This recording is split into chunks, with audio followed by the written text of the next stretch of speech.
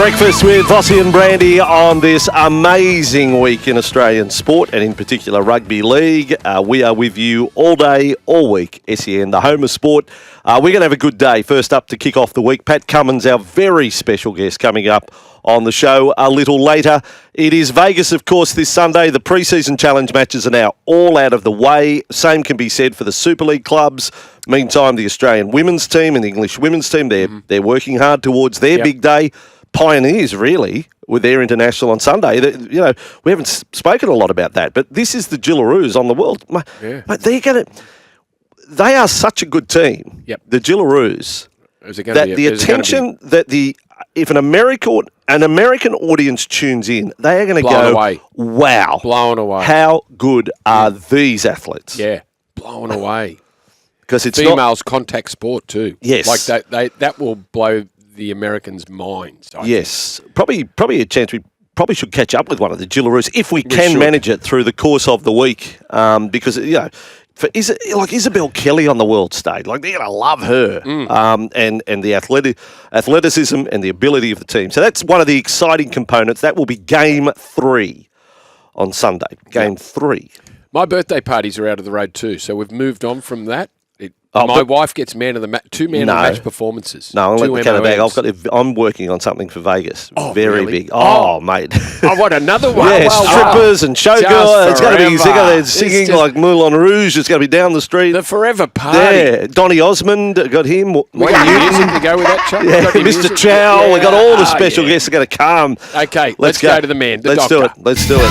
Doctor, give me the news. On Breakfast with Vossy and Brandy, the back page with David Riccio.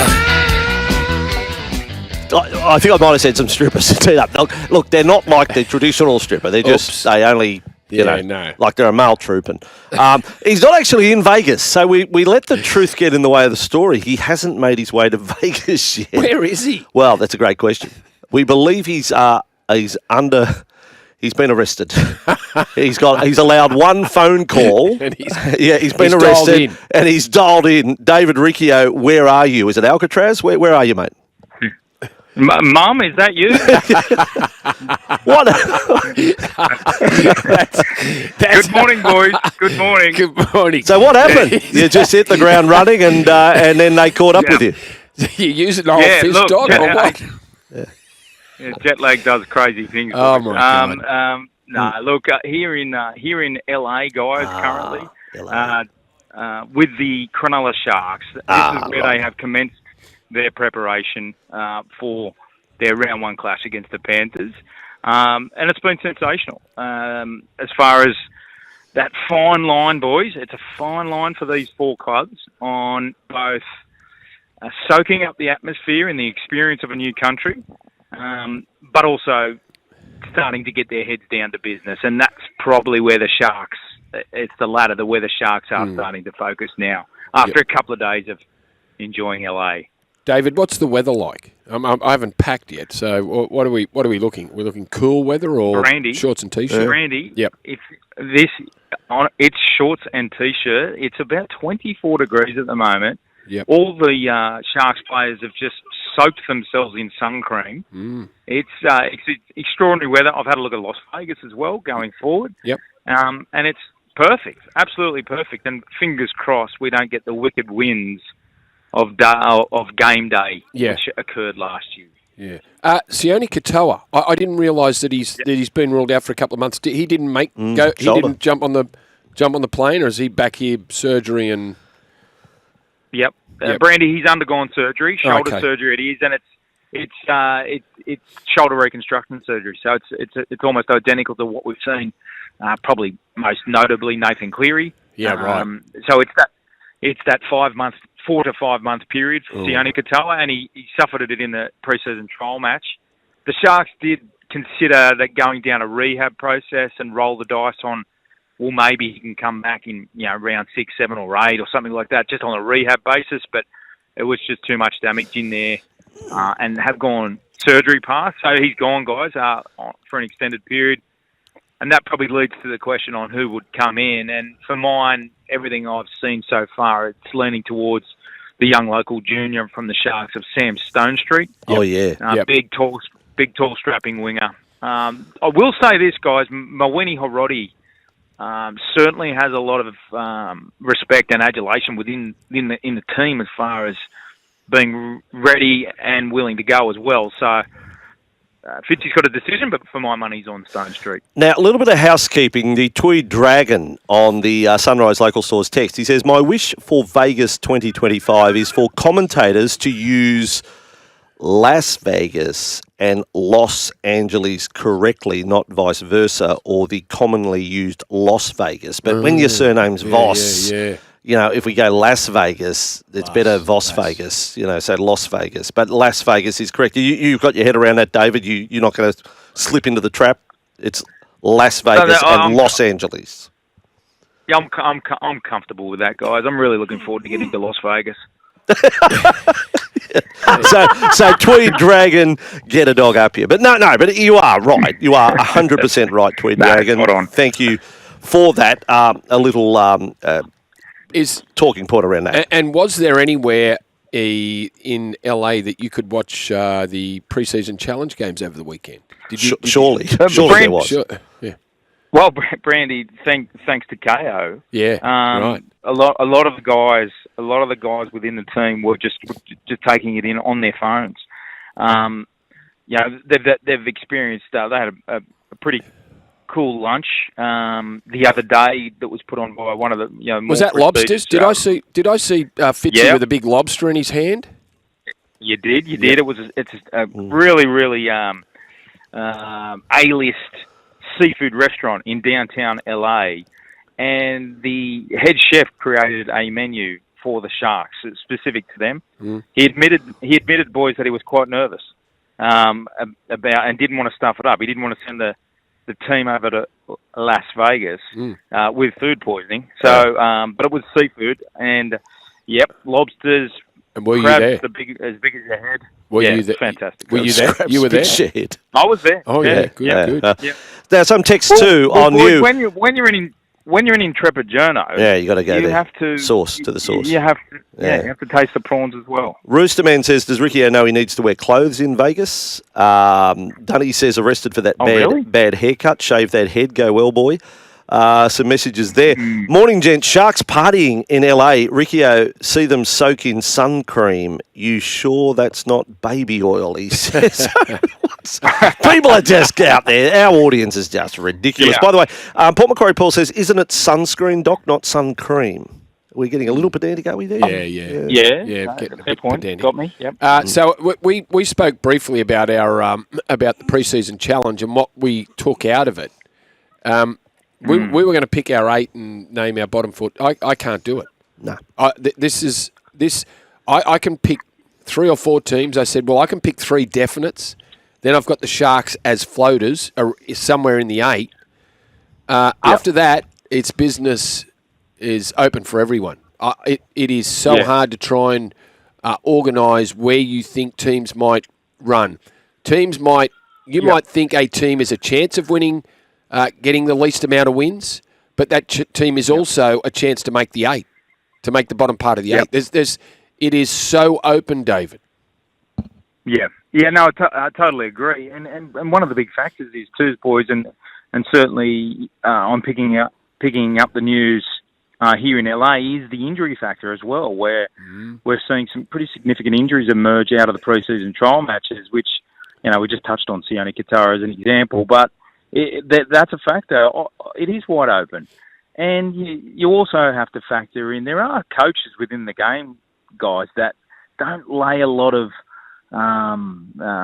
investment in trial matches, using it largely for their big boppers, their forwards that need a run, and a lot of the younger kids. So I'm a little bit apprehensive to read into trial matches too much. But certainly injuries are the factor for me. Yeah. Well, the Melbourne Storm lost Suafalongo yesterday with a hamstring problem, and we learnt yesterday that Ryan Pappenhausen won't be ready for the start of the season, and maybe not until round 3 with knee and ankle injuries. So that's a problem for Craig Bellamy, even though they have got coverage. Like Nick Meaney can play fullback. They've got players that can do that. Lewis Dodd's suspension, it might have saved Wayne Bennett having. Well, I don't know who he picks at halfback. Like Jamie Humphries finished the game there. The fact that Lewis Dodd didn't come back on after being binned wasn't a good sign for Lewis. Now, Lewis is going to be suspended anyway, so he misses it. Kieran Foran, bicep injury, out for 3 months. That might have saved Des either not picking him at all or picking him on the bench, because it looks like Campbell and Brimson will be the halves with Kinney at fullback. Yeah, and that's right. And throw in, a nervous wait for Spencer Leniu with that high shot as well, guys. Yep. Which didn't look good at all. So this is exactly what I'm talking about. As far as those little tweaks and changes that are going to happen before round one, guys.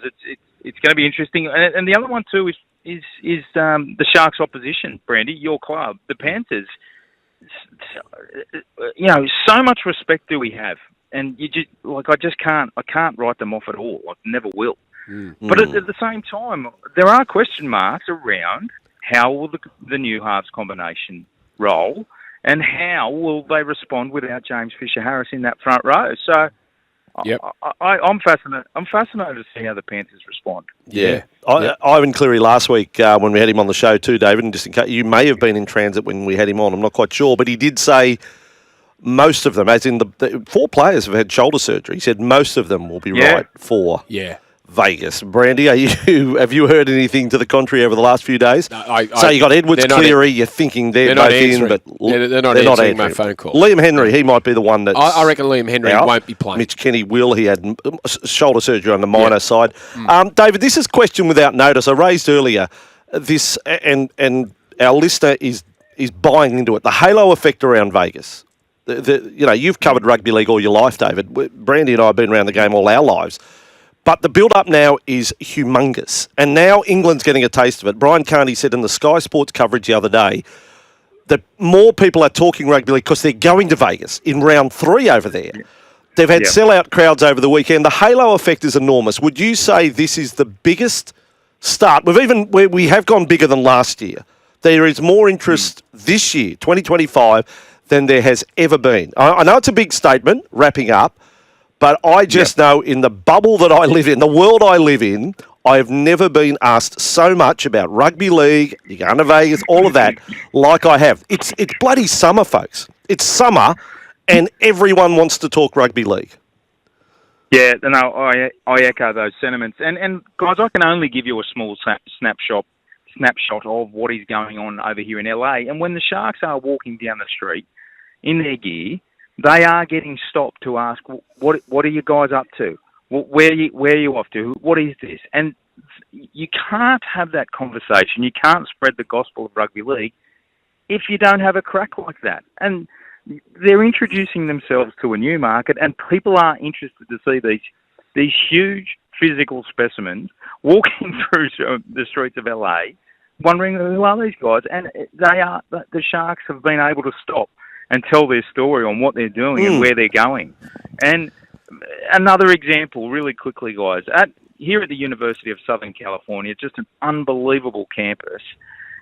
Yesterday's training session, 4 or 5 people popped their heads over the fence, one of which had a Sharks shirt on. Now, I immediately thought that they were Aussies. They were Americans.